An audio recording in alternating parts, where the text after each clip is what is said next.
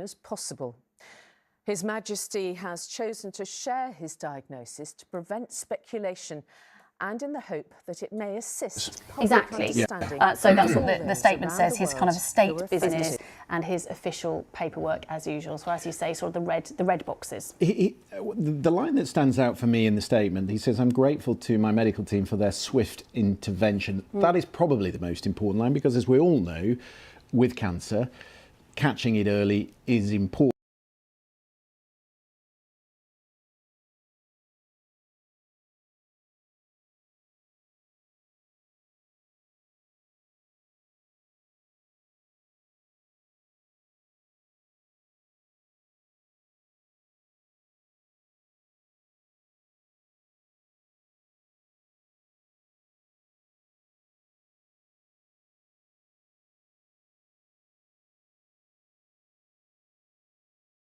There is a balance really here between the King's right, like anybody else's, to some kind of privacy around his condition and his health, and that's why they're not telling us exactly what kind of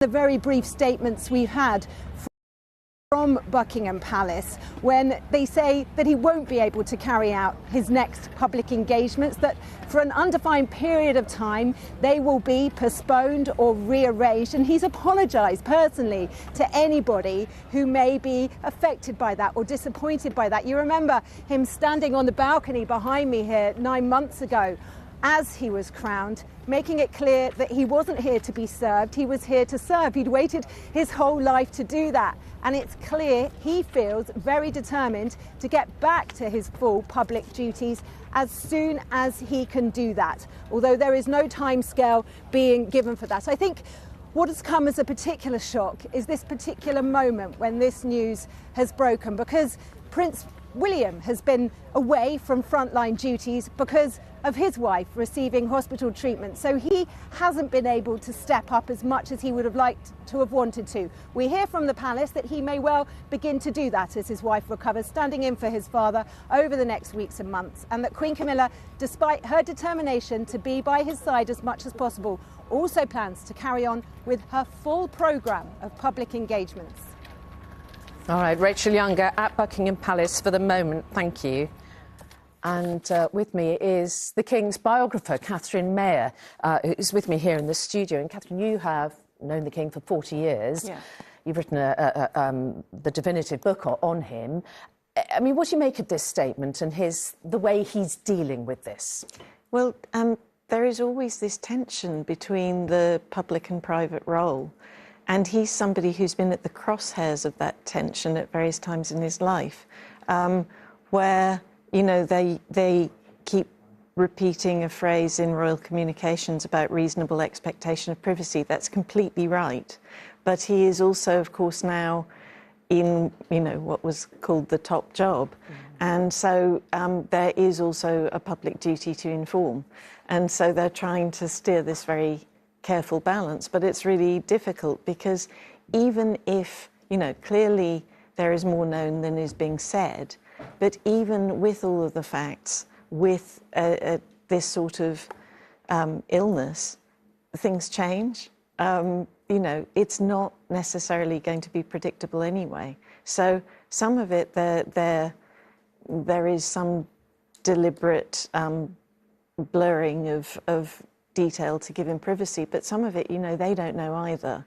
But I mean, I found I was actually, I don't know, even though I'd sort of in some ways expected this in the sense that he had been looking frail and his hospital stay was too long, there is something poignant about this happening so early in his reign, when we know how long he has been anticipating this reign as well.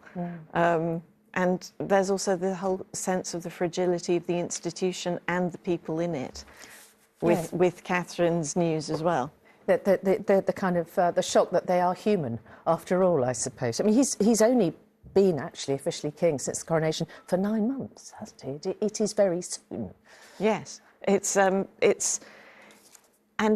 something, you know, when he was crowned, you saw that moment where the crown was put on his head, and you had a sense exactly of how frail a man he now is, because it looked heavy on his head.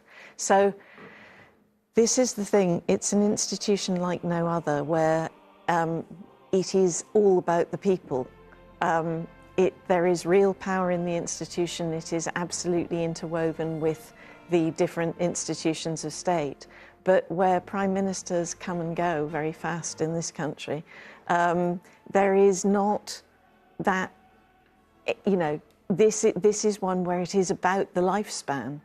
And so I think there is also another resonance to this, because we have so recently witnessed the transition, and we are so aware of everything that led up to this in terms of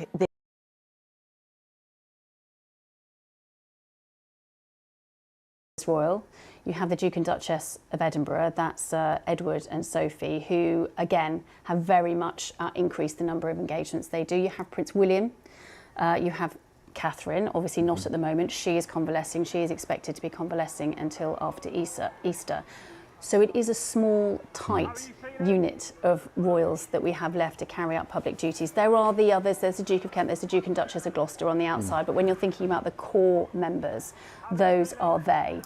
We should talk about Queen Camilla, because members of the family do refer to her as the Rock, the King's Rock, and she's been very prominent of late, while other, you know, they've been in the hospital.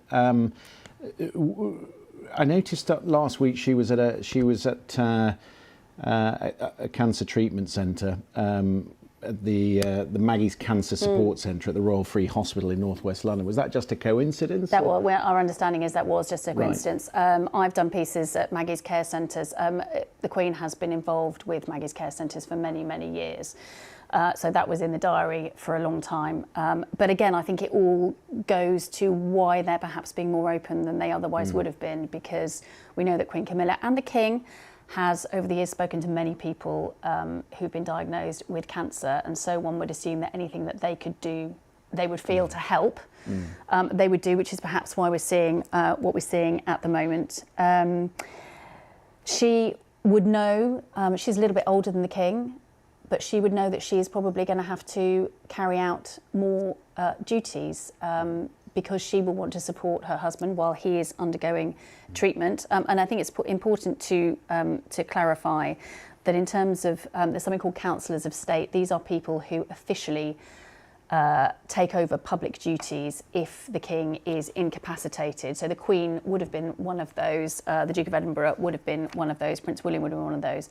But we are told that this is not going to be necessary. The King is not performing his duties. He's just not able to physically perform the ones that perhaps might be slightly more strenuous. So he will be doing the red boxes, he will be doing that sort of thing. He will be having his weekly audiences with the Prime Minister. So as much as possible, while this treatment is being undergone, it's business as usual. Okay. Plenty of reaction coming in, some of which we'll bring you over the course of the next hour. Let me just read you very quickly the reaction from the Prime Minister's office. Rishi Sunak has posted on social media platform X, formerly known as Twitter, that he wishes King Charles a full and speedy recovery after it was revealed the King had been diagnosed with cancer. He also stated that he knows the whole country will be wishing him well. Keir Starmer also, on behalf of the Labour Party, I wish His Majesty all the very best for his recovery. We look forward to seeing him back to swift, full health. So some political reaction already coming in. Let us speak to Nicholas Witchell, who is on the line and has been already reacting to the news that we've had from the palace in the last hour. Nick, good to have you with us on the programme.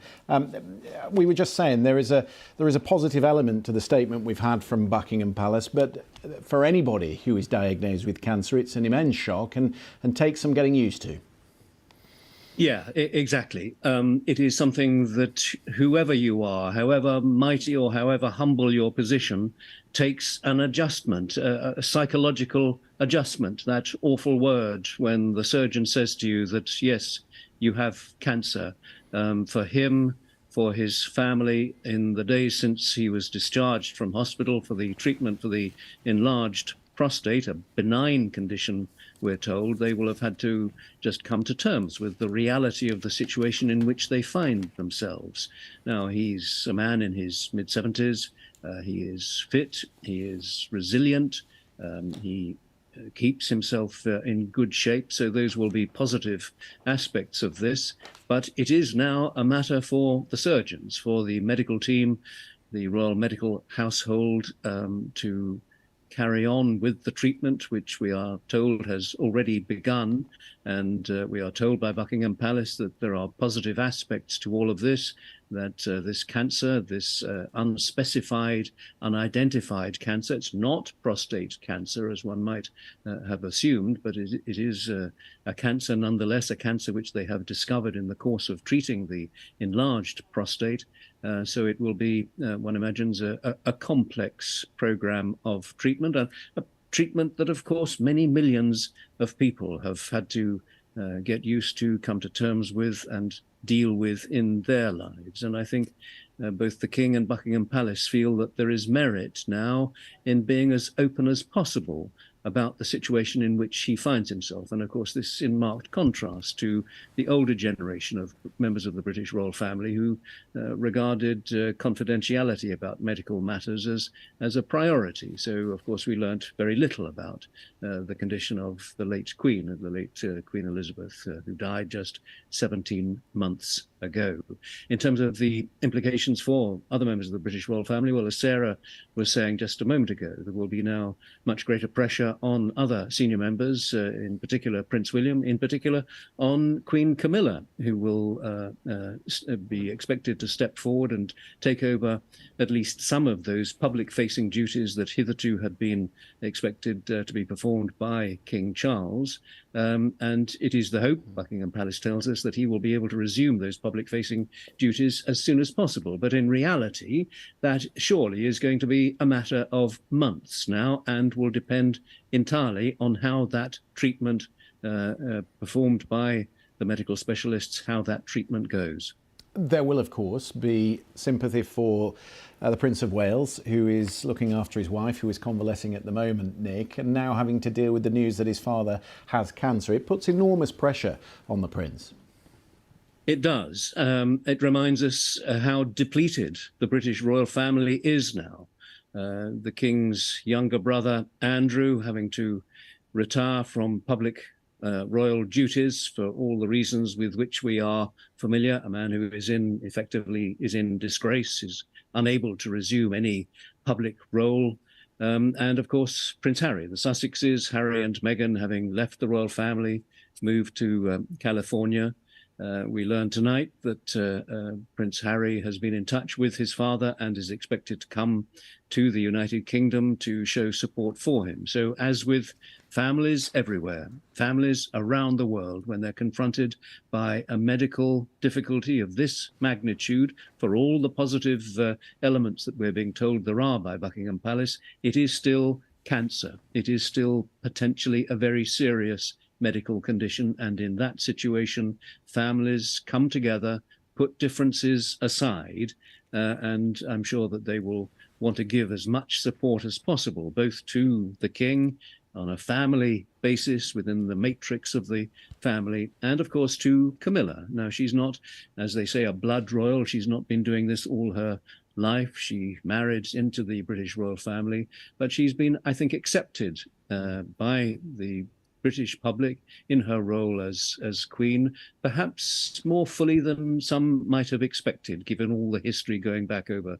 the decades. But it will be to her that many people will now look to take on a greater public role, and in particular, as you say, to Prince William, who will now have to combine that added responsibility, those added duties, with his wish to care for his recuperating wife, to support Catherine in her recovery from the serious surgery, abdominal surgery, that she has undergone in recent weeks. So, yes, a challenging time for the British royal family.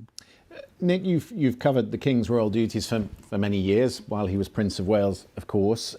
With cancer, and we can get some reaction to that news from Simon Lewis now. Now, he was the former head of communications at Buckingham Palace and also at number 10 Downing Street in his time. So, Simon, thank you for joining us this evening. How surprised are you at the amount of detail we've received from the palace? Well, I think we're getting used to it. There's a new era. I think the palace are doing exactly the right thing. They've given as much information as they possibly can, which is the right thing to do.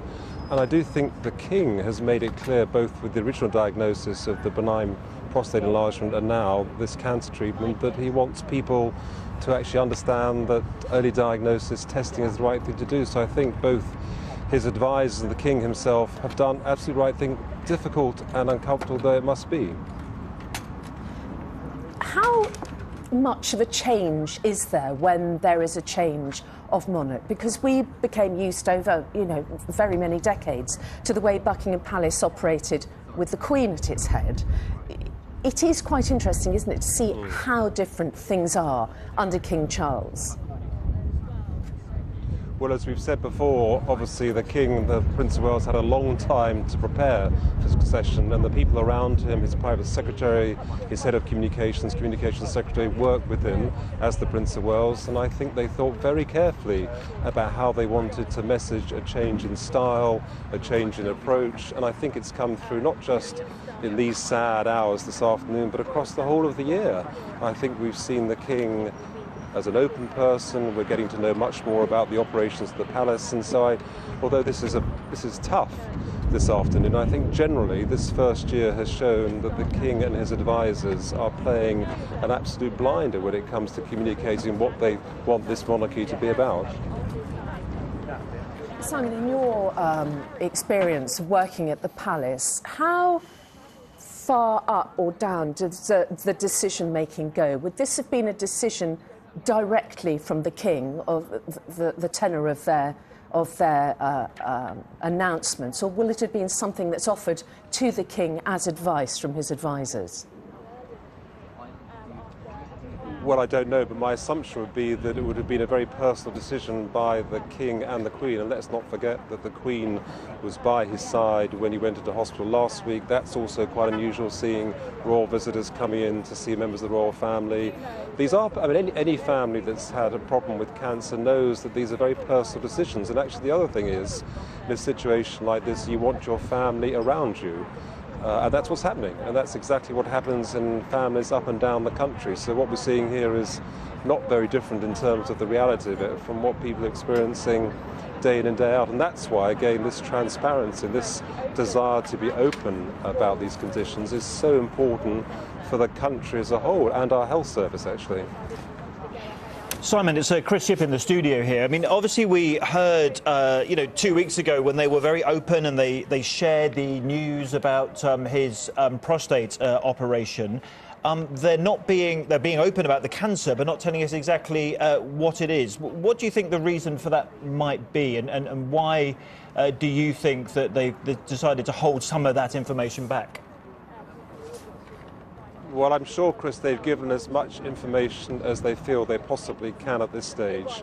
I mean, what was fascinating is when the King announced that he had a benign enlarged prostate, the number of men who on the back of that actually went to have a PSA test, which is the crucial test you need for prostate cancer. So this is the next stage. They've obviously diagnosed something during the course of the procedure, I guess, which again is possibly a good sign given that it's early diagnosis. And I genuinely think they've said as much as they possibly can. And the treatment's about to begin, and I think they've also made it clear that there probably won't be a huge amount more information until there's something genuinely that needs to be said. And of course, the machinery of government continues, and the King's made it absolutely clear that that's what he wants. And that's also worth bearing in mind, that people can operate and can work when they are receiving treatment. That's a big message, I think, for the country as a whole. Right, Simon Lewis at Buckingham Palace for the time being. Thank you so much. And just returning to you, Chris, it is interesting, and Simon Lewis had obviously experience of working within the palace machinery and doing the communications in that way. There's obviously nothing happens by accident at the palace, does it? Everything is absolutely deliberate.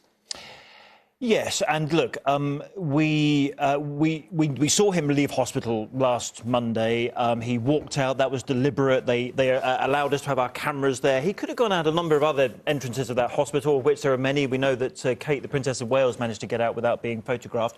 But they clearly wanted him to be seen. He's had that quite big operation. He's the head of state. Here he is, back on his feet. He got in his car. He waved to the cameras.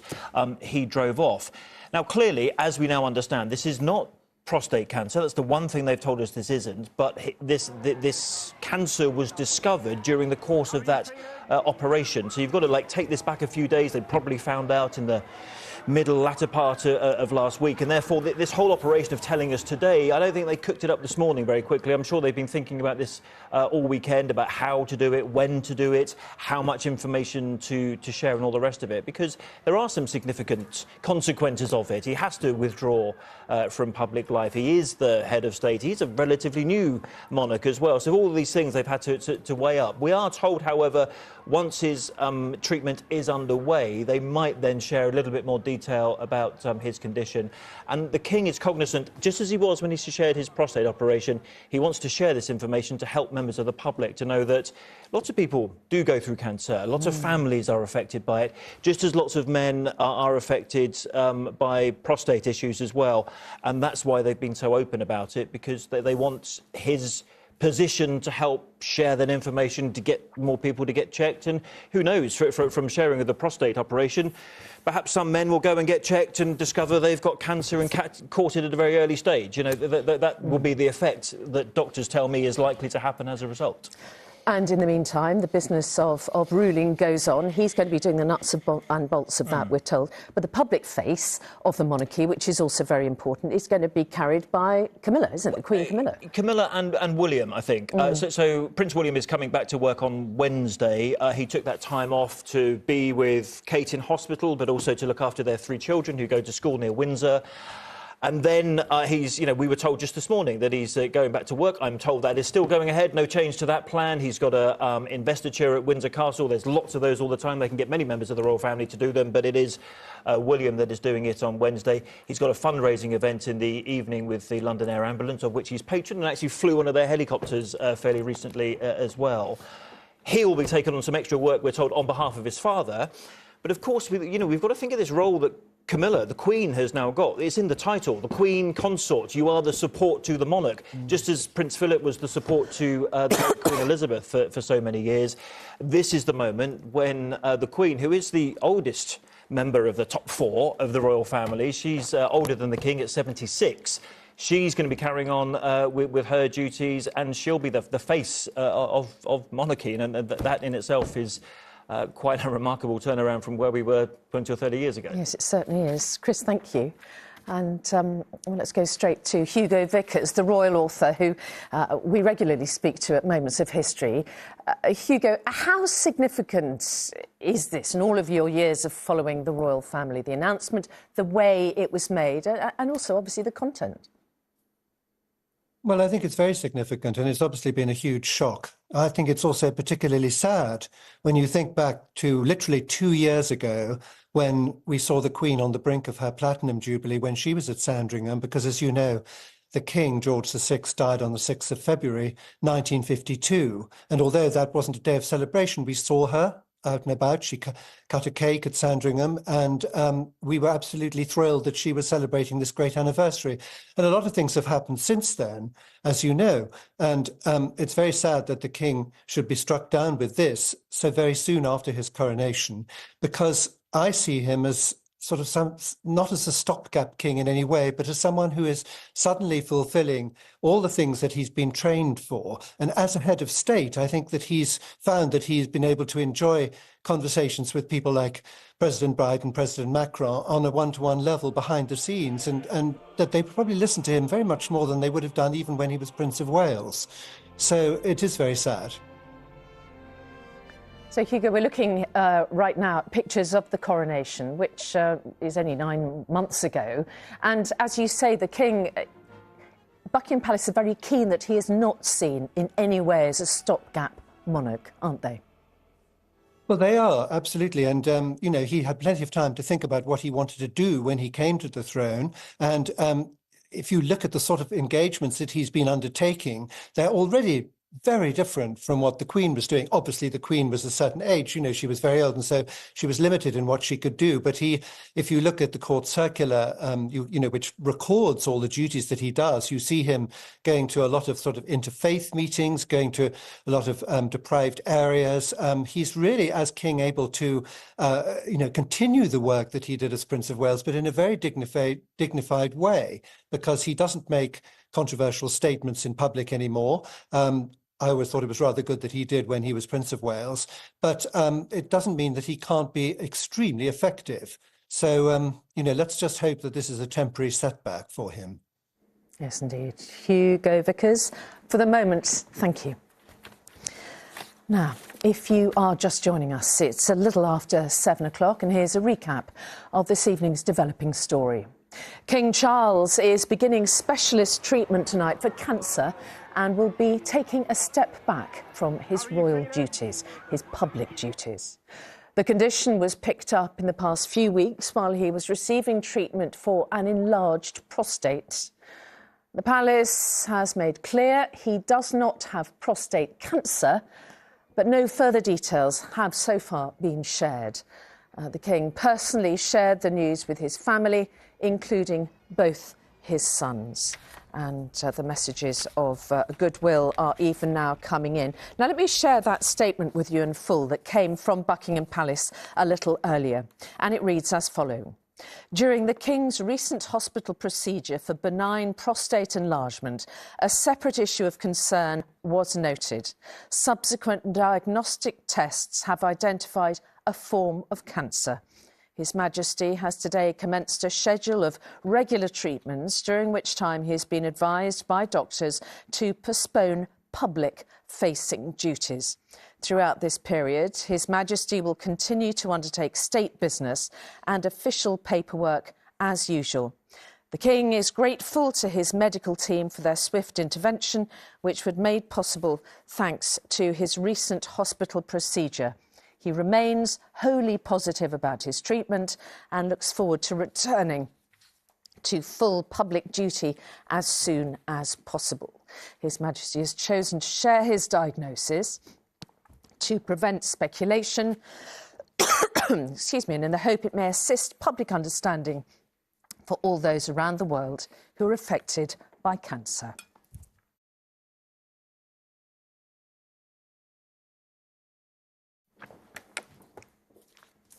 Well, tonight, King Charles is beginning specialist treatment for cancer. Tests carried out following last month's prostate operation picked up the condition, although the cancer is not in his prostate. John Ray reports.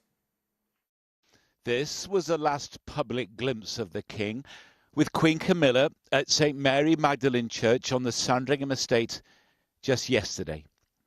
It is exactly a week since he was discharged from the London Clinic private hospital for what was called a corrective procedure for an enlarged prostate, said to be benign. Charles was greeted by well-wishers. How are you feeling? And with his wife by his side, looked in good spirits. The palace said he would take several weeks' break from what has been a busy royal schedule to recuperate. But tonight, a further and unexpected development concerning the King's health. In a statement in the past hour, Buckingham Palace revealed that Charles has cancer, discovered during his prostate surgery, but not related to it. A palace statement said, "It was during this intervention that a separate issue of concern was noted, and subsequently diagnosed as a form of cancer. This second condition will now receive appropriate treatment. The palace released this new photograph of the king taken recently and said he returned to London today to receive expert treatment as an outpatient. No monarch has served a longer apprenticeship. Charles was crowned just last May after the death of his beloved mother, who reigned for more than 70 years. He promised then to dedicate himself, as she had done, to lifelong service to the United Kingdom and to the Commonwealth. Charles will be forced to step back from public duties, but he will continue to receive his government's official papers that are central to his constitutional role. Tonight, the Royal Standard is flying above Buckingham Palace, a sign that the King is in residence. It is not clear when he will be able to resume his full royal duties. John Ray, ITV News. OK, John Ray there. So let's speak now to royal historian Anna Whitelock, who's speaking to us from her home in Cambridge. Anna, let's just talk about the family side of this, if we may start off with. The King has spoken to his sons. In the statement, it was made clear that he broke the news to them. We have a statement from Prince Harry. Apparently, he's coming over in the next few days. No word yet from William. Indeed. Yeah, I mean, this is obviously a body blow for any family, but I think it's important, first of all, to put it in context. Charles is a man in his 70s.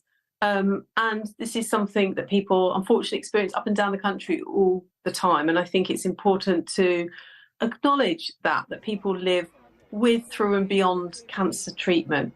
But of course, it's a family matter. And as well, Prince Harry, alongside Prince William, does also have a constitutional function as councillors of state. There's 4 councillors of state besides Queen Camilla, including the Duke of York as well. And I think the important thing to say here is that the palace statements made it very clear that the councillors of state are not needed in this case. There is every sense that Charles will be carrying on business as usual, if just not public business. He will be doing all the work of a monarch. And so the official position of the members of the royal family as councillors of state won't be needed. And therefore we can assume, I think, that Prince Harry is coming not as an official councillor of state, but as a son who's coming to visit his dad, who's just been diagnosed with cancer. So perhaps something positive in the midst of all of this. Yes, indeed. Although we are told Harry is coming, but no Meghan. Yeah, I think perhaps indicating that this wasn't a planned trip. It's a trip that's being made in haste. Meghan will be staying presumably with the children. But yeah, I think it's a positive and natural and perhaps spontaneous act on the part of a son at a time when his father's undergoing cancer treatment. So I think it's a good sign. It's a good sign that the Duke of Sussex has announced this, made it known. It's not a sort of secret visit. And perhaps something that we might have not expected to see, and therefore positive that we are going to have Harry back over in the country. Prince William will undoubtedly be stepping up more. He's returning to public duties. He's been supporting his wife, of course. And as Chris was saying, really the monarchy now falls on the shoulders of Queen Camilla, but also I think more and more Prince William. Charles, that statement makes it absolutely clear he's stepping back, he's not stepping down. He will, for a time though, not be in the public glare, and therefore it will be down to Camilla, William and other members of the royal family to play their part. But in all of this, I think, it's important to contextualise it. He is a man in his 70s. He's the oldest monarch to accede the throne. We probably might have expected that there were going to be some medical issues along the way, as is typical for a man of that age. But I'm sure there's a sense in the palace that with this early intervention, early diagnosis, he's already started treatment, that he will hopefully in time return to royal duties. And in doing so, and in being so candid about his health in a way that I think his mother never would have done, very deliberately to raise awareness of the need for early treatment. He will also have done a very important role, and in that sense actually modernise the monarchy perhaps in its language, in its style, in a way that perhaps he wouldn't have planned, but actually perhaps will have a great impact and legacy more than he might have imagined. OK. Anna Whitelock, no doubt we will be speaking to you again in the next days, in the coming days. All right, for the moment, thank you. And we are going to take a short break now. We will have more reaction to the news of the King's diagnosis. After that, we'll see you for that in just a few minutes' time. Join me then.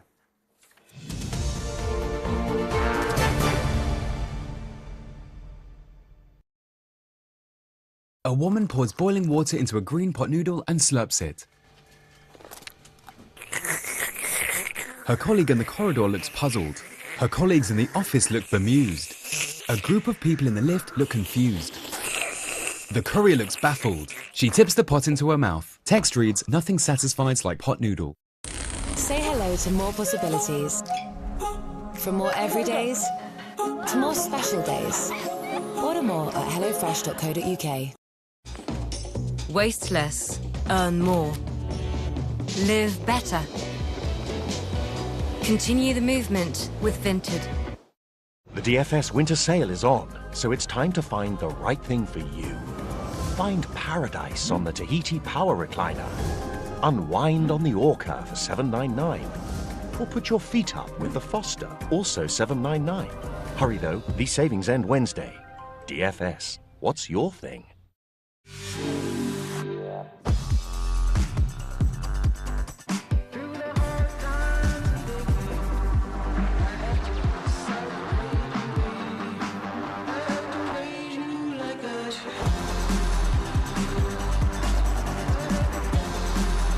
Choose to stand out. All new Toyota CHR. Choose self-charging or plug-in hybrid. Every choice counts.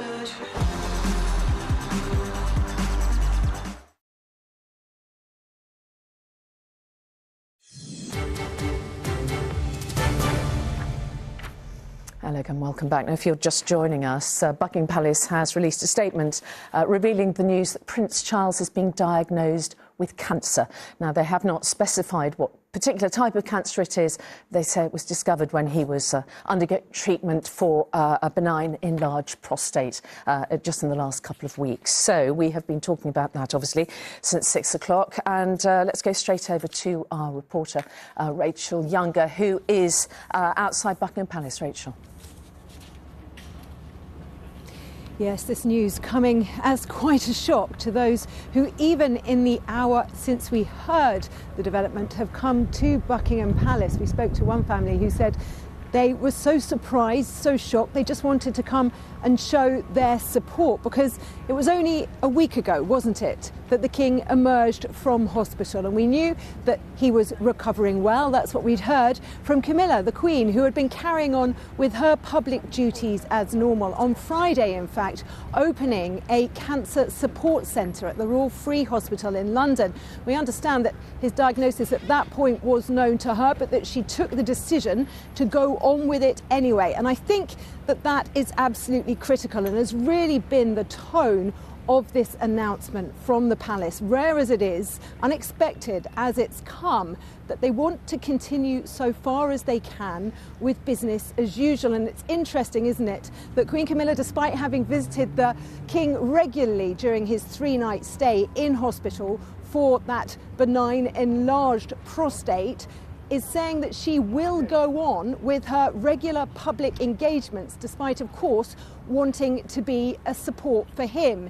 Now, there is a balance here, isn't there, between the privacy that the King should expect, as would any other person, when it comes to health conditions, and his health condition in particular, and the public's need to know, because he is, after all, the head of state. And we're told that he decided to go public with this news because he wanted to prevent speculation about it, but also because he wanted to offer his support and solidarity to others who are going through cancer. We are told by the palace that he felt great encouragement when he shared the news about his prostate enlargement condition, that many men had gone to websites on the NHS and were encouraged to go and get checked, and that he wanted to do something similar with this. Having said that, we will not be hearing exactly what kind of cancer he has, aside that it is not prostate cancer, and we shouldn't expect regular updates on his health.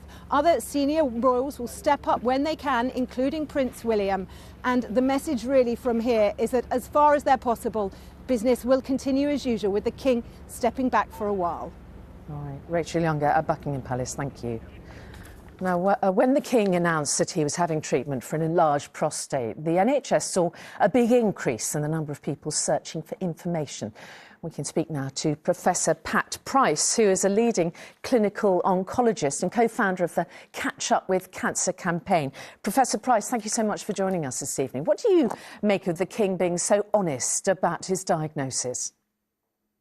I think that's amazing news, really. Over the years, people would have just not talked about it. The fact that he's opened up and shared this, it is very important. What he wants to do is start that conversation so people can have that discussion and be open about cancer and be optimistic. All those signs we're hearing are quite positive. And remember, half of people who are diagnosed with cancer do survive 10 years. So I think every reason to be optimistic, and good for him.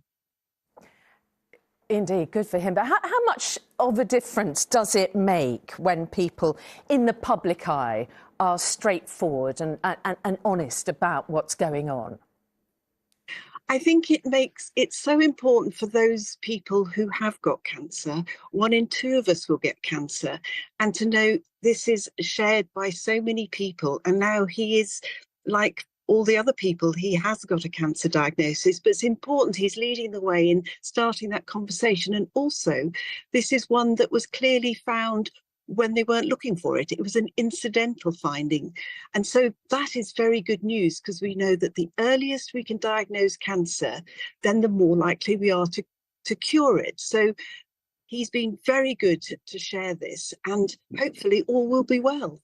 Yeah, indeed. It is interesting, isn't it, that it was only discovered because he was undergoing treatment for what turned out to be a benign prostate condition, but it was discovered during that treatment, or during that exploratory treatment. Yes, that's right. And obviously, when you're having these exploratory treatments, other areas in the pelvis or elsewhere are checked over. And this obviously was found before he had any symptoms of that, which is just the right time to find cancer, when it's very early.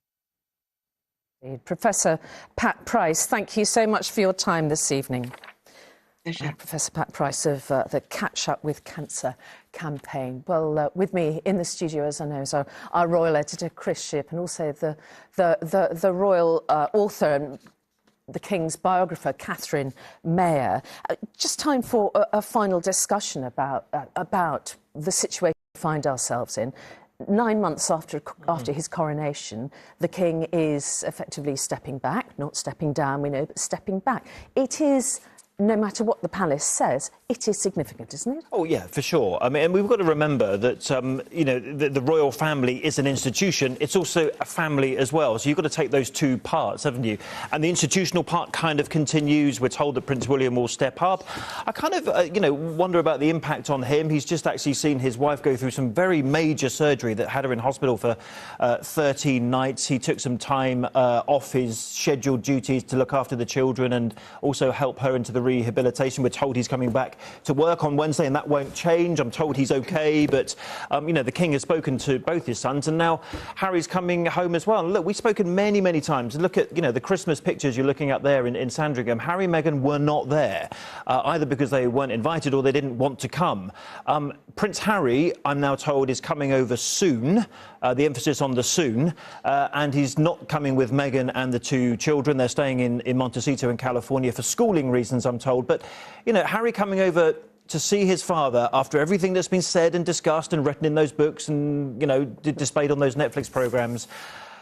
You know, this is a family that's now coming together in some quite difficult times for the King medically. Catherine? Yeah, well, I mean, this is perhaps also an opportunity in that sense, because there was always the feeling that Harry had painted himself into a corner and that this kind of rapprochement was going to be very difficult. Now there's an opportunity. But I also keep thinking, you know, very recently we were discussing about Charles's plans to slim down the royal family on accession. And of course what we're now seeing is this huge pressure, because we went from having 18 working royals to there now actually being very few people who are in the front line of that job. We're down to sort of 4 and 2 households. We used to have Buckingham Palace, Clarence House, Kensington Palace. We've now got Buckingham Palace, Kensington Palace, 4 senior royals, 2 of whom are now out of action. Yeah, for the time being. And actually, we were talking about, you know, cancer being no respecter of royalty. In those shots of Christmas we saw at Sandringham, of course, in the shot was also the Duchess of York, who's also been diagnosed with cancer. Now, she's obviously not a front-line royal anymore, but it is a family, isn't it, going through what so many families are going through across the nation. And we're told that the King personally told his 3 siblings, so Princess Anne, Prince Edward and Prince Andrew as well, and also his 2 children, Harry and William. And you're right, it's a family that's having to pull together in some very difficult and challenging moments for them. Catherine, what do you think? Yeah, I mean, one of the things that we're also seeing going on is they are a family like any other, going through what other families do, but they're also relentlessly in the public eye. You know, the pressures of having to go through all of this. We're talking about how much information he's releasing. I mean, imagine getting that kind of diagnosis and then having strategic discussions about, well, you know, do I say this? Do I say that? And in a difficult political context as well, because it's great, the thing of cancer awareness, but also we're in a situation where people are on huge waiting lists for cancer treatment. So this story will go in different directions. They will be very aware of that. And so it's a really difficult personal circumstance, but also difficult strategically and in terms of the messaging. And you were saying earlier on, you know, yes, there is openness, but it's not full openness because, of course, there is a need to respect his privacy, and we don't know what cancer it is. We just know it's not prostate. That's the difficult balance. And, of course, you know, it's not our job to go trying to find out which hospital he's being treated in. It's not our job to try and speculate on what kind of cancer they may have found when they did this prostate operation last week, other than we've been told he's got cancer and he's undergoing treatment as an outpatient, and that's all we're told for the time being. OK, Chris Shipp and Catherine Mayer, thank you so much. And that brings this special coverage to a close this evening. Buckingham Palace announced earlier this evening that the King has cancer and that he has already started treatment. Now, we don't know what type of cancer it is, as we said, but we have been told it is not prostate cancer. It was picked up when the King underwent a procedure for an enlarged prostate that turned out to be benign. The King will now take a step back from his public royal duties while he is undergoing treatment. But he says he is determined to be back as soon as possible. So stepping back, definitely not stepping down. We'll have more reaction at 10, followed by the news from where you are. And you can keep up to date with the latest on RTVX and at itv.com/news. From me and the evening news team, bye-bye.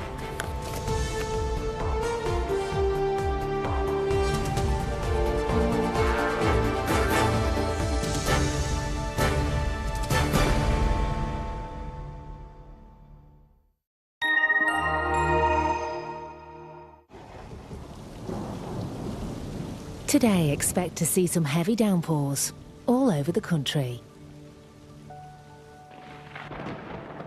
Heinz Beans sponsors ITV National Weather.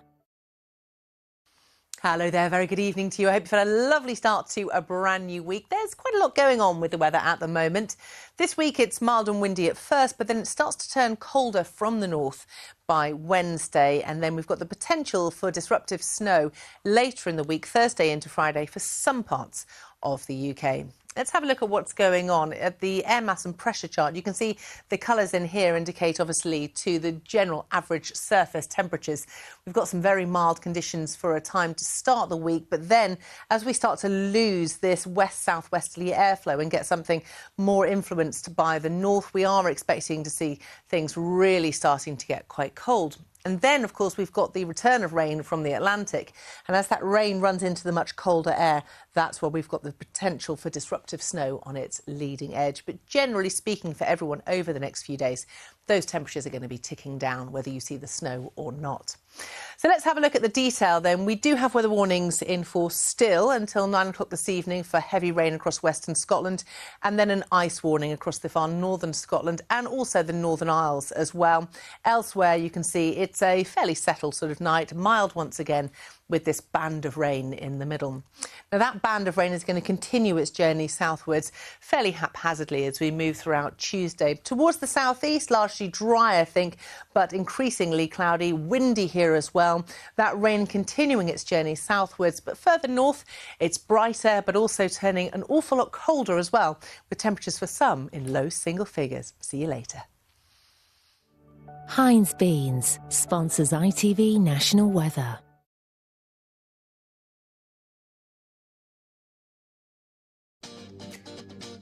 Boots Best for Less. With products you love at prices you'll love even more.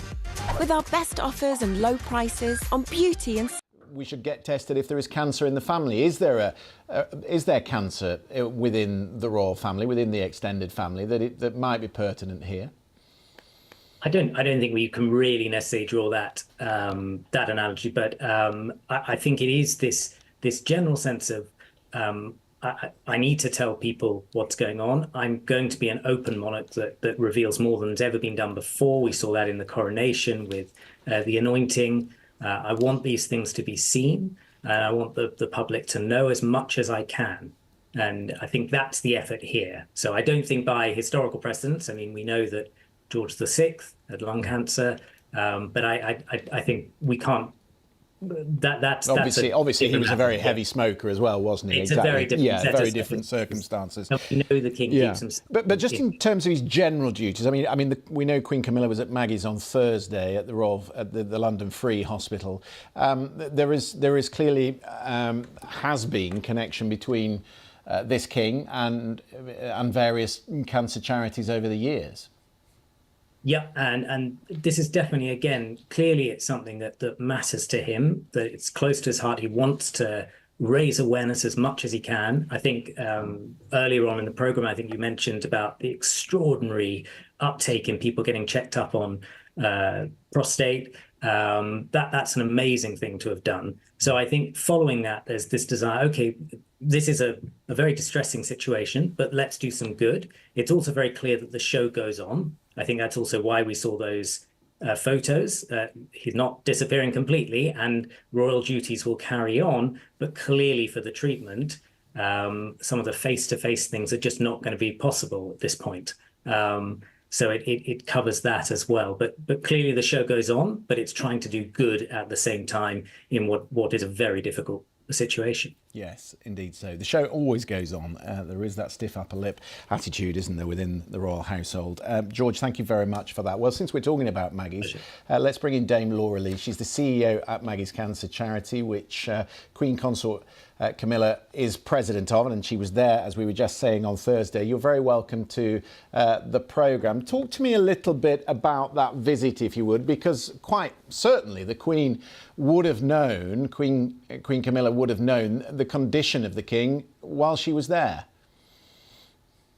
Yes, it was a wonderful visit, and as part of that visit, the Queen sat with a group of Maggie's visitors, as she's done on many occasions, to hear about how they've been impacted by cancer and how the support that Maggie's has helped them and their families.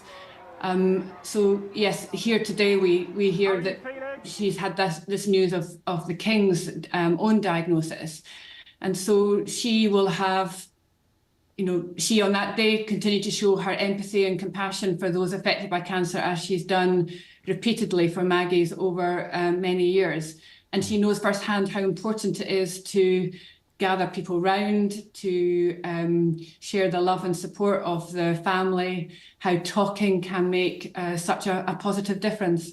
The Queen spoke on Thursday about the King's progress, saying he was getting on and doing his best, which Jenny Bond remarked at the top of the programme was a rather odd statement. But maybe you could talk about it in general terms. When people are diagnosed with cancer and they get the news for the first time, I guess it's difficult to overgeneralise, but what is the reaction that people go through?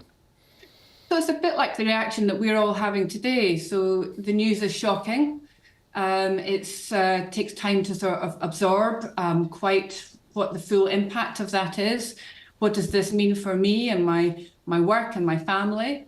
And it's the ripple effect. You know, it doesn't just affect the person the diagnosis as in the King, but it's his surrounding loved ones and family. So it takes time to just adjust as we're all adjusting to this news and what does it mean. But I know that he will have the best of medical care around him and that he is surrounded by loving and family who will support him in the days ahead. Can you talk to us about the way that this statement has been put out and the awareness that it instills in people out there? When I mean, we were talking about prostate cancer and how many people went out and got checked over the last 2 weeks. Is it important for you as a cancer charity that the King has been so open about this? It's so important, and we know that, and as the Queen has heard from our visitors, that being open and sharing your diagnosis with others helps take their own fear that they might be starting to have about what's really going on, why have we not heard anything, are there secrets? So his approach to being open and transparent is not only wonderful for us and those who love him around him, but yes, it gives that signal to anyone affected by cancer. Talk about it, get the help that you need, and that you'll benefit from being open about your diagnosis. It occurs to me, Dame Laura, that I haven't properly explained what Maggie's does. I mean, for people who come to you, what help do they get? So it's help right from the point of diagnosis, what to expect in my treatment, how to navigate the different tests, treatment options, making decisions, how to then navigate some of the side effects and the consequences of some of those side effects and treatments can have on my lifestyle, looking after my children, and then the emotional support, as well as some practical help with, I'm worried about how to navigate work and how to tell my employer, how to talk to my children. So all of those psychological and emotional, as well as some of the practical things that you need to think about when a diagnosis of cancer comes. That's what Maggie's does day in, day out. And I know the Queen very much in the last 15 years, who's visited almost all of our centres, knows firsthand and will, I hope, be drawing on her experience of many visitors that she's met. Yeah, of course, cancer is no respecter of position. Everybody can suffer from cancer and everybody, as you say, will have the shock of learning for the first time that they have cancer. It doesn't matter who you are. But in terms of the Queen, who's been so important to your charity, because we talk about the patients, but of course the family suffers as well. The sons will suffer, she will suffer. How do you think she will deal with it, knowing her as you do? Well, she is someone who's got huge empathy and compassion. She's someone who also has a real sense of love and humour. And I know that she will be making sure that the King is loved and looked after and the surrounding family, but also making sure that of keeping day-to-day life as normal. And I get the sense she's a bit like my wife. So there'll be a certain amount of love and care, but also a little bit of get on with it. A little bit of practicality. Come on, and, get on with it. Yes, I imagine so. Yeah. Just because there will be people tonight who have learned maybe in their last week that they're suffering from cancer or need treatment for cancer. What's your advice to them? Well, just to take one's time to adjust to the news. It can feel shocking and overwhelming when your whole life has been turned upside down.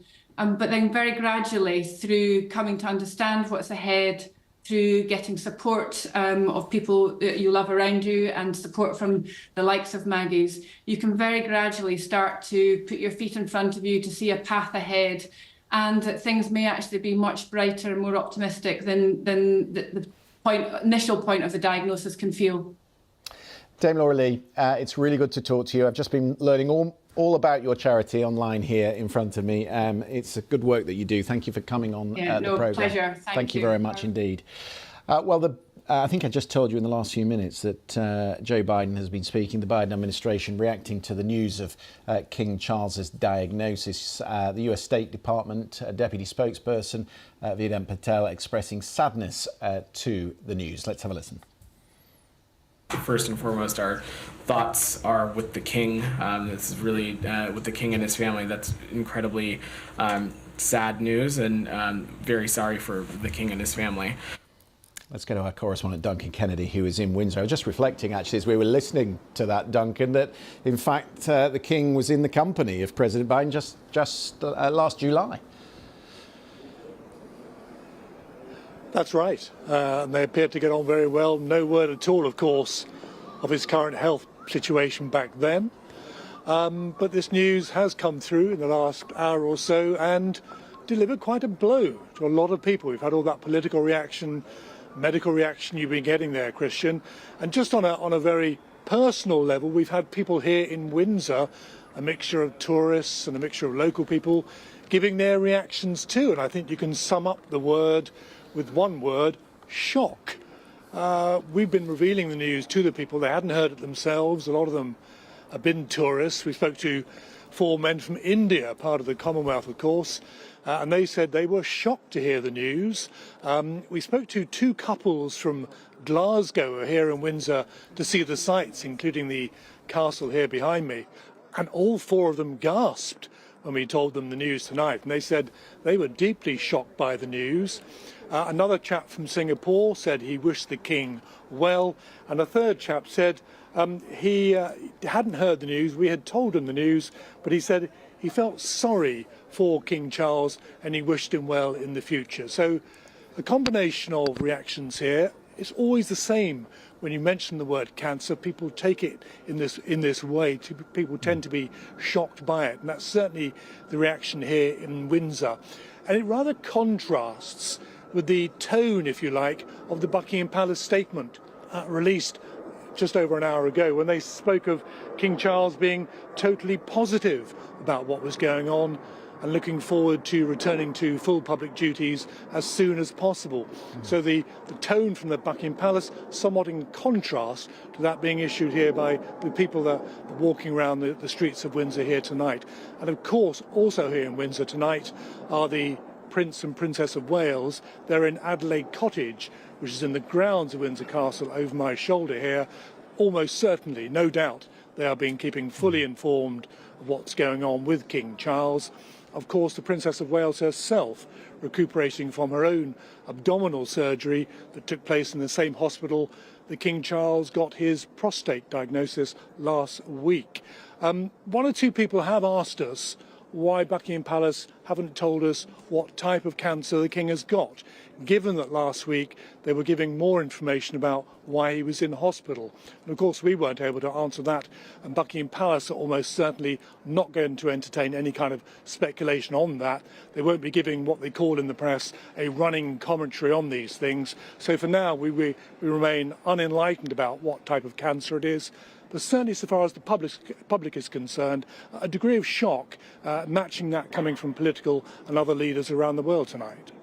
I'm always struck when I visit Windsor, Duncan. I don't live too far away, and sometimes we go up there for weekends, just what a central focal point of the town the palace is. There is a very distinct connection between the community in Windsor and the royal family. So if any town around the country that is really feeling this tonight, it will be Windsor.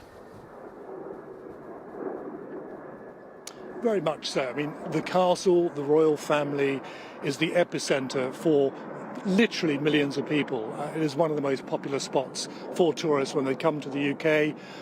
We've not only got the castle here behind us, there's the Long Walk, other royal residences around the place. Of course, it was where the Queen enjoyed much of her final days and enjoyed staying here for weekends, away from Buckingham Palace, away from London, and has become the home, albeit not the castle itself, of the Prince and Princess of Wales. So very much at the epicentre of royal life. There's speculation that the Prince and Princess of Wales may one day move into the castle itself. And it is a place that King Charles himself has also visited on many occasions, of course. It is a place that they find comfortable, away from the spotlight of London. They can ride here, they can do all sorts of things here. But yes, the town itself does have a great affinity to all things royal. And when you speak to them like we have this evening and reveal this news to them, you can understand why they react like that. Not least because the King has only been in post, if you like, since the coronation for 9 months. They anticipated, like his mother, that he will be around for many, many years. And one of them I spoke to said he hopes that he will be around for many years to come, especially without any knowledge of exactly what this cancer is at the moment. People do really feel it here. Lots of gift shops, lots of souvenir shops. It's a very royal town itself. It's why people come here. And it's why I think people here were genuinely shocked when we spoke to them this evening to reveal this news. As I say, not all of them were from Windsor, but it draws people here.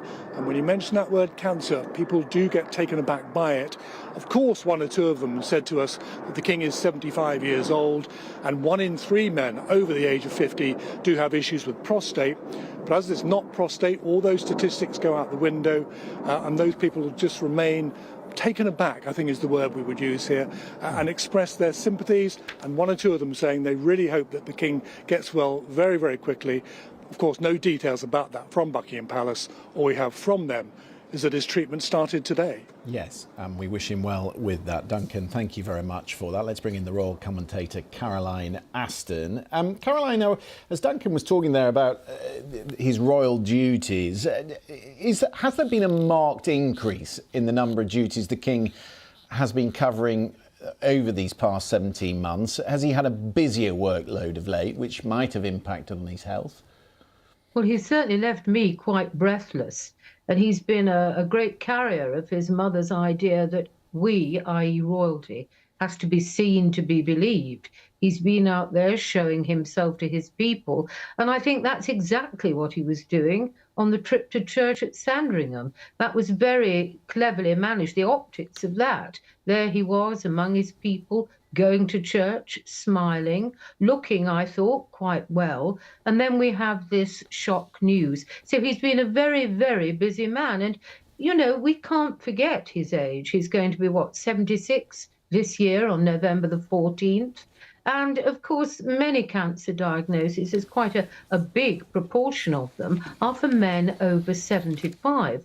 And, of course, it's also worth saying, we talk about cancer, but the trouble with cancer is it's a terrifying word, and it's not one disease. It's many different diseases that come under that heading, a form of cancer, a type of cancer. At the moment, non-specific. My heart goes out to Queen Camilla and to her husband, and of course to all those people throughout this country who today will also have had this diagnosis. And of course, beyond these shores, messages are coming in from all over the world. And of course, we are blessed in this country that we have such superb cancer treatment available. And I'm sure I join in wishing the royal family, in particular the King and his wife, the very best going forward in what will be a grueling time, handled, I'm sure, with great courage.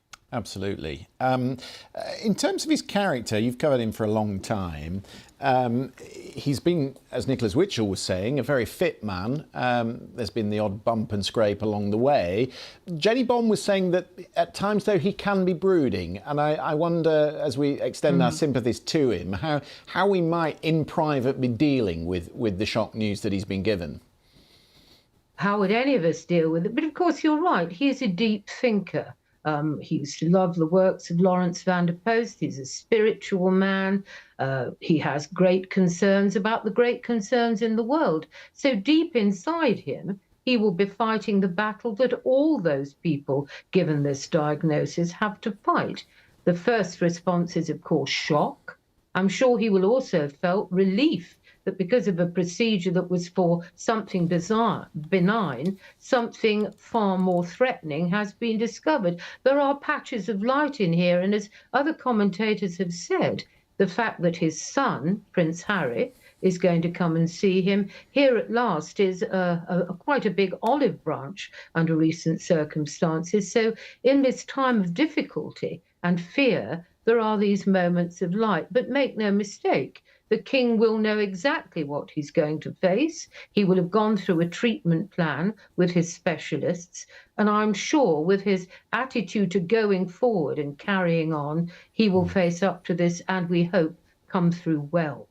Because as you make mention, he will continue to do his boxes. The boxes and the matters of state, which he will sign and read and get involved with day to day, is something that is done out of sight and out of mind, for quite separate to his public roles. How much of his day does that take up, and how much interest does he take in it? It takes as long as the amount of material in the boxes is. I think the royal red boxes run like a scarlet thread through the history of the monarchy. Her Majesty the Queen was most diligent in doing hers. And indeed, looking at this whole situation, the history of the royal family and illness and how they go forward. What struck me about this is the openness of this, as several other commentators have said. We can all remember, I'm sure, flickering footage of those discreet statements that were posted on the gates of Buckingham Palace that never quite said what was wrong, but intimated that the monarch was undergoing a certain procedure or was not too well. It's the openness of this, and I'm sure that this will be an inspiration to many people. As for his ability to work, I'm sure what he's able to do physically, he will continue to do. But of course, it's early days. He started treatment, but as time goes on, his way of doing his work, the way his work is presented to him, and his future jobs will all be tailored according to his levels of energy. I would like to say this. For me, one of the outstanding moments in my memory of his coronation back in May was that moment, that most sacred moment when he was anointed and they placed screens around him and he knelt there and he looked such a vulnerable older man. As many have said, he holds the record for the longest ever wait to be monarch.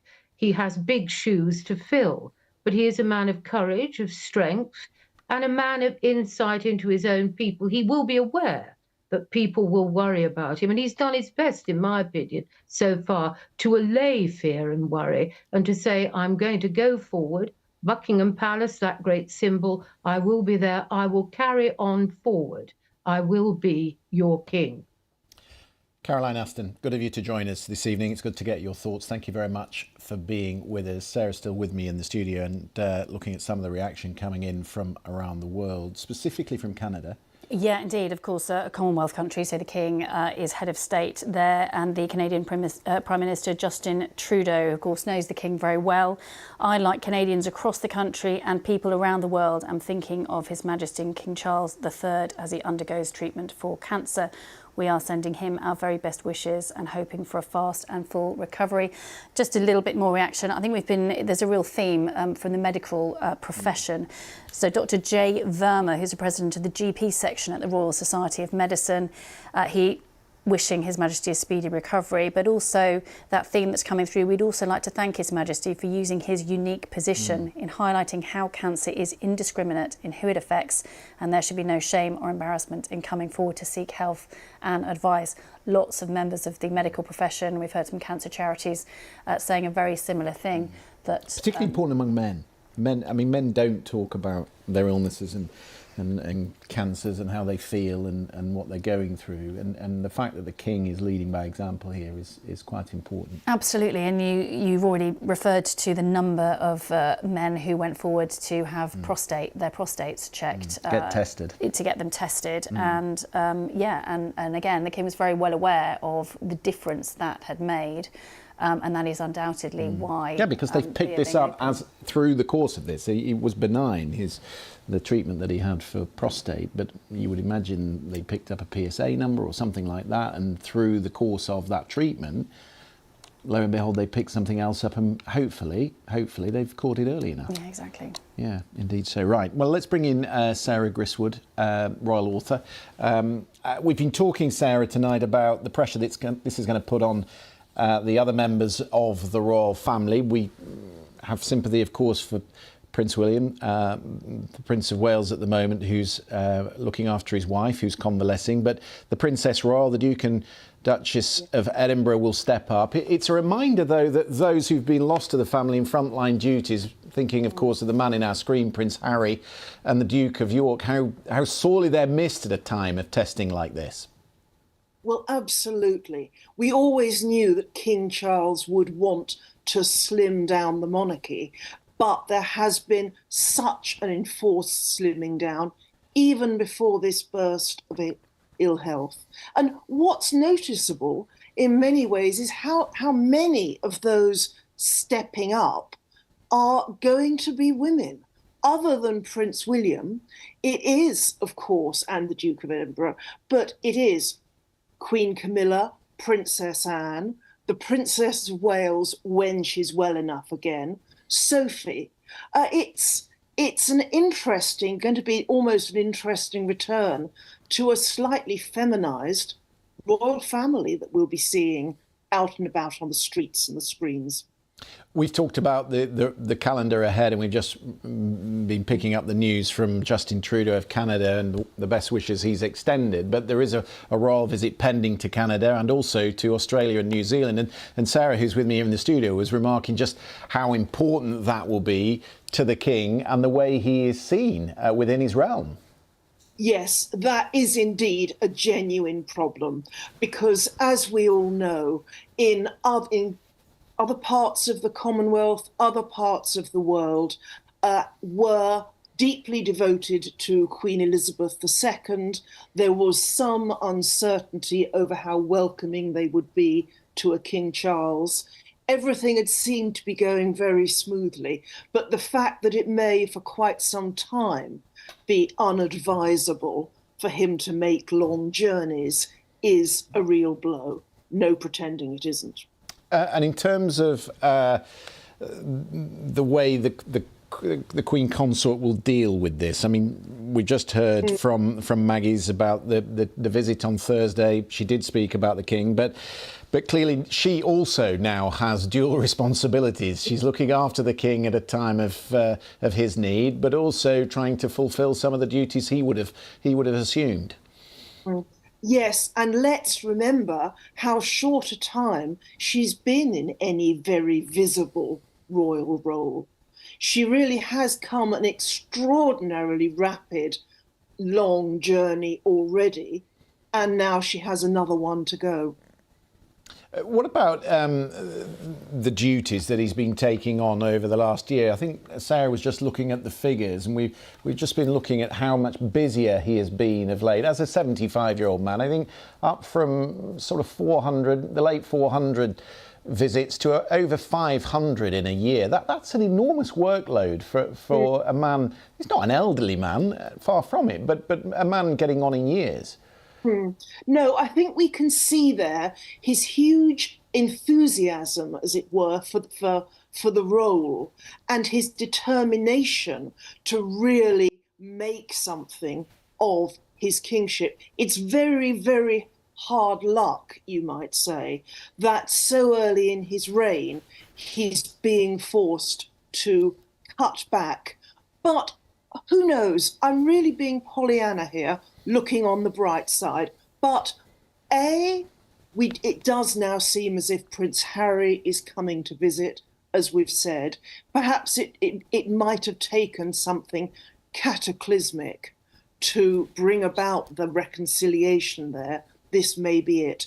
But also, I think the reign of King Charles from the start, he was very determined to try and slightly remodel the monarchy as had to be done for the 21st century.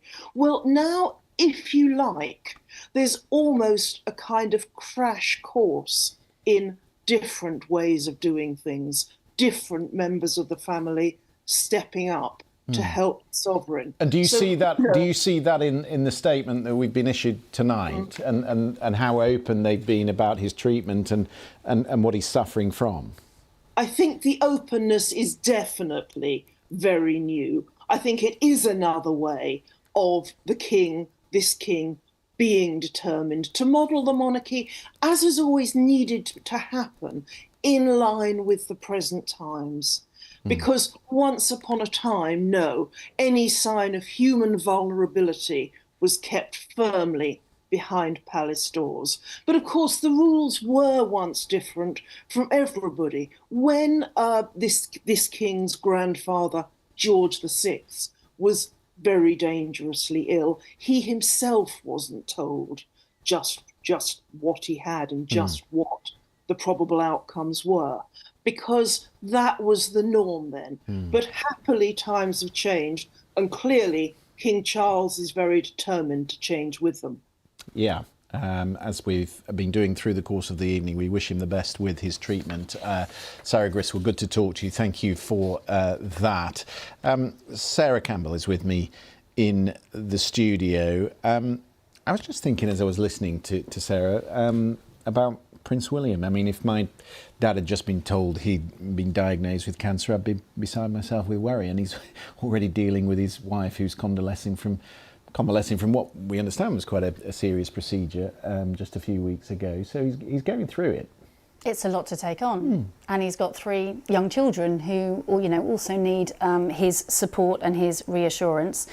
Our understanding is that the rest of the family are going to step up, and it was announced earlier today that Prince William was going to resume royal engagements on Wednesday with his first sort of engagement since Catherine was discharged from hospital last week. So we'll have to see, but one would imagine that Prince William is going to have to step up, and you're absolutely right. It's difficult. But this is what the royal family do, isn't it? Is that whatever's going on privately, publicly, the job goes on.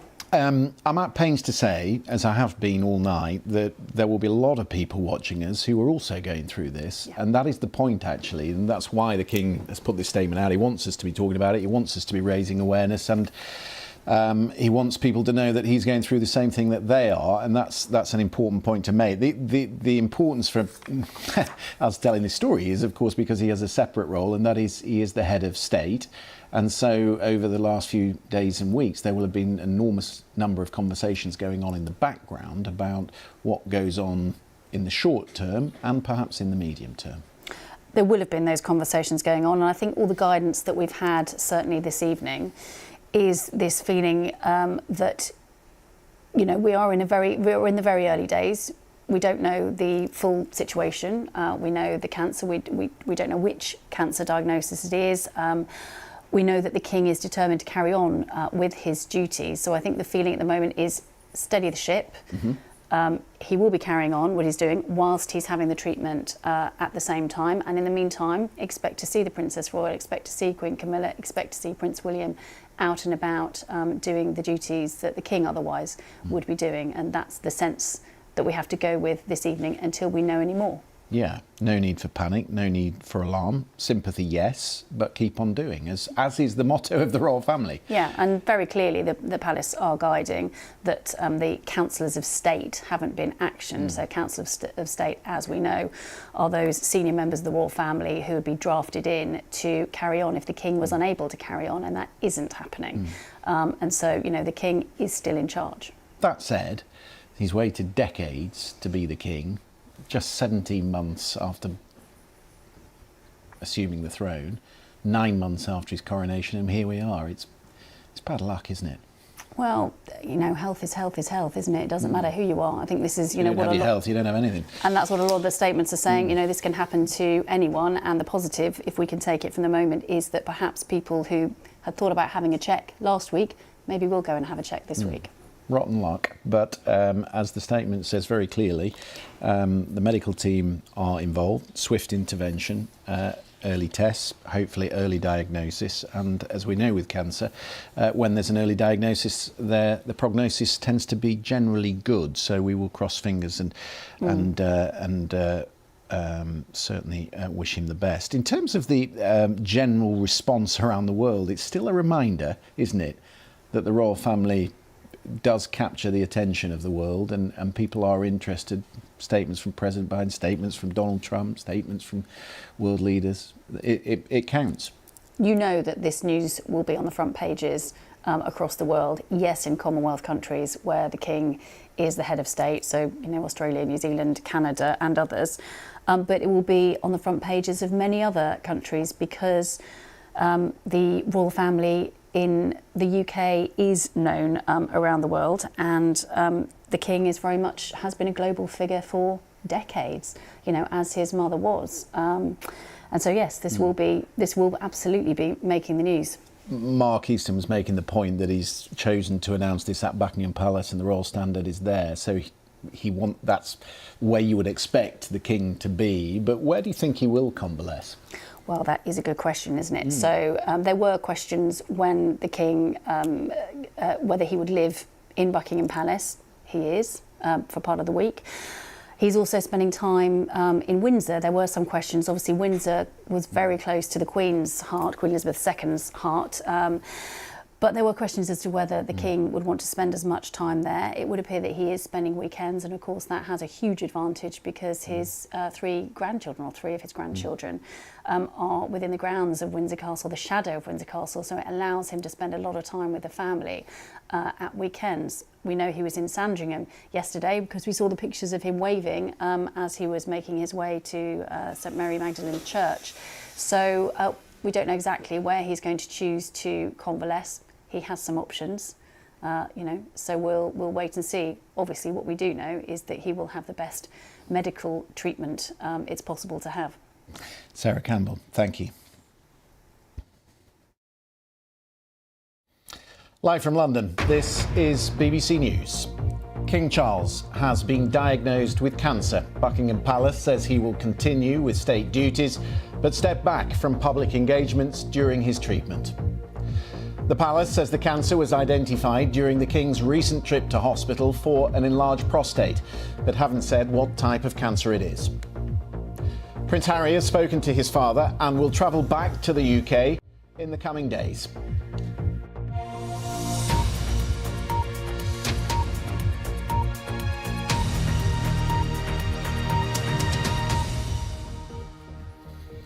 Hello, I'm Christian Fraser. If you're just joining us, welcome to our continuing coverage this evening of the breaking story from Buckingham Palace, a statement that has announced the King is being treated for cancer. He will continue with state duties, but will step back from public engagements during his treatment. The statement says that during the King's recent hospital procedure for benign prostate enlargement, a separate issue of concern was noted.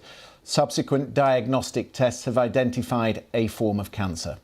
His Majesty has today commenced a schedule of regular treatments, during which time he has been advised by doctors to postpone public-facing duties.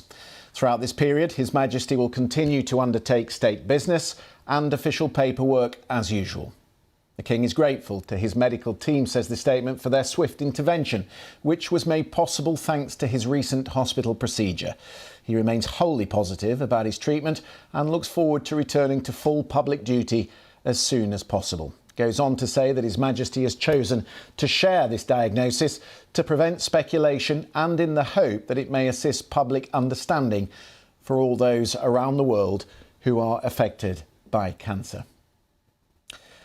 A spokesperson for the King has not revealed what type of cancer he has, but they say it is not prostate cancer. Last week, the King was discharged from hospital following surgery for an enlarged prostate, a condition the palace had described as benign. King Charles was last pictured yesterday at the Sunday service at the Church of St Mary Magdalene on the Sandringham estate in Norfolk. It was his first public outing since his 3-night hospital stay just a week ago.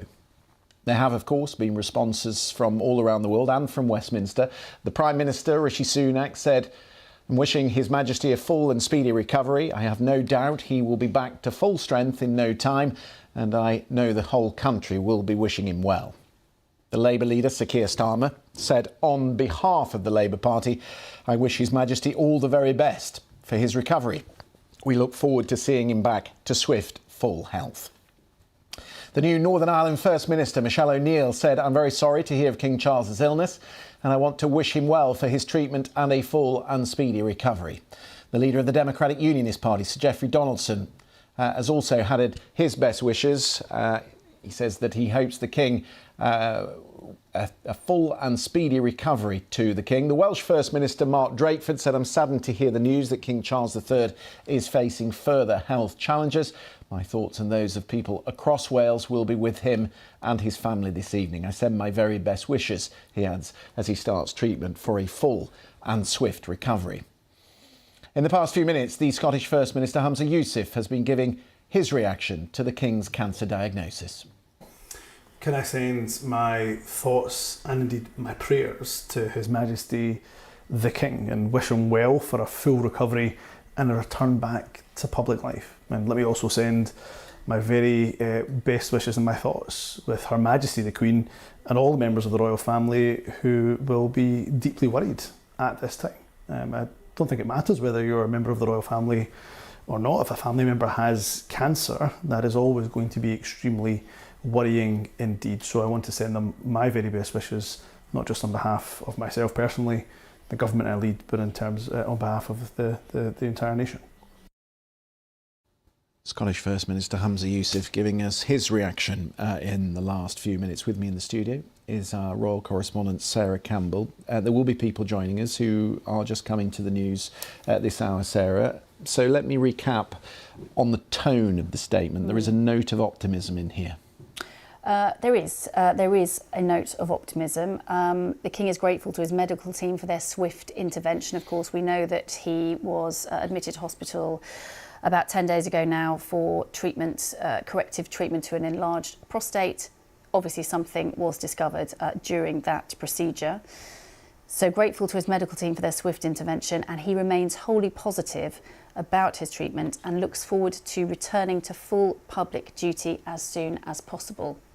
Also, that His Majesty has chosen to share his diagnosis, A, to prevent speculation, but also in the hope it may assist public understanding for all those around the world who've been affected by cancer. And we've seen that, haven't we, with all the comments from cancer charities, Maggie's Cancer Care, cancer charities that both he and the Queen are involved with as royal patrons, really appreciating the fact that whilst sending their best wishes, that this has been put front and centre on people's radar, which, you know, when anything happens to a member of the royal family, that is the result, that is exactly what happens. Obviously, we're talking about him as king and how this will affect his role as king, but he's also, isn't he, he's a father, he's a grandfather, he is a husband. We know that Prince Harry, he told both of his sons in person about his diagnosis, or via person. And the Duke of Sussex, Prince Harry, is making his way, or will be making his way back to the UK in the coming days. Of course, I don't need to explain to you, there have been issues over the last few years, family issues, but when something like this happens, lots of those issues get forgotten, don't they? So we'll see how that happens. And it will be, as we've been talking about, as well as a mental strain on the rest of his family because of this diagnosis. There is a practical issue in that they will have to step up and perform duties that the King otherwise would have done. So we have Prince William, his eldest son, who's already dealing with Catherine, Princess of Wales, who was admitted to hospital for abdominal surgery. She was released last week. She's due to convalesce for at least the next few weeks. But he is going to have to go on and carry the ship now, along with Queen Camilla, who's 76 years old, who's already, over the last year, already seen a rise in the number of engagements she's carrying out. She is going to have to do more, the Princess Royal as well, and the Duke and Duchess of Edinburgh. So this impacts the family in an emotional way, but also simply upping their workload. Yeah, I think irrespective of the position he holds and the title he has, most people, I would think all people, have empathy for anybody who learns that they have just been diagnosed with cancer. It's an enormous shock to learn of that, and everybody recognises that when you're told that news, there's a long, long road ahead of you, whatever type of cancer it is. And so whatever his duties are, the priority over the coming weeks and months will be the King's health and ensuring that he gets the right treatment. Absolutely, and we don't know what that treatment is. We don't know the specifics of what the cancer is. We know that the King returned from Sandringham to London this morning to start his treatment as an outpatient. We know that he's staying at home in London this evening. Like I say, we don't know the actual details of the treatment he's going to be undergoing, but anybody that's had a cancer diagnosis will know that that sort of treatment can be quite difficult. We're not going to speculate on how difficult, but I think what's crucially important, and it's already come to light in the last 2 hours, is just how important it is for everyone out there to go and get tested.